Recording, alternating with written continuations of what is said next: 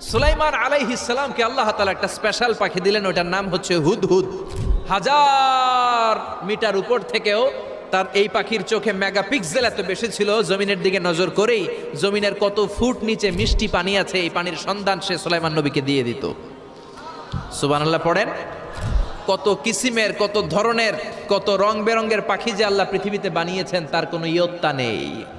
Humming bird নামে একটা পাখি আছে, নর্থ আমেরিকাতে পাওয়া যায়, পৃথিবীর সবচেয়ে ছোট্ট সাইজের পাখি।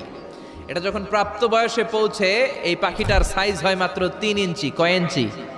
পৃথিবীর সব পাখি সামনের দিকে উড়ে, আর এই হামিং বার্ড সামনেও যেমনি উড়ে পিছনের দিকে উঠতে পারে। সুবহানাল্লাহ কইলেন না? এই পাখিটা প্রতি সেকেন্ডে তার পাখা ঝাপটায় 80 বার। কয়বার? আমি আপনি আমাদের হাতগুলো 1 সেকেন্ডে ঝাপটাতে পারবো কয়বার? 4 বার, সবচেয়ে বেশি হলে 5 বার। আর এই পাখিটা প্রতি সেকেন্ডে তার ডানা ঝাপটায় 80 বার। চিল্লায় এখন সুবহানাল্লাহ।